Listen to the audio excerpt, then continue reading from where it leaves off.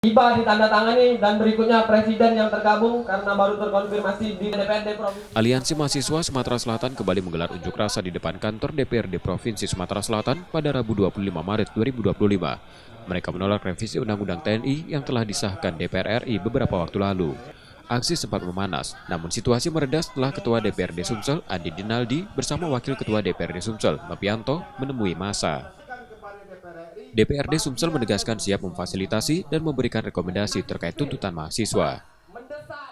Kami ada 4 poin tuntutan yang terlampir dalam poin tuntutan yang kami lampirkan dan kami serahkan ke DPR di Provinsi Sumatera Selatan. Salah satunya hari ini kami menolak tentang RUU TNI ini, dan juga poin kedua kami meminta untuk kemudian RUU perampasan aset ini segera realisasikan atau segera disahkan menjadi undang-undang. Memberikan waktu 2 kali 24 jam itu seperti apa? Ya, hari ini kami memberikan waktu 2 kali 24 jam untuk kemudian DPRD Provinsi Sumatera Selatan karena telah mengambil sikap untuk memberikan surat layangan kepada DPR RI untuk DPRD Provinsi Sumatera Selatan menolak tentang RUU dan poin tuntutan yang kami lampirkan tersebut.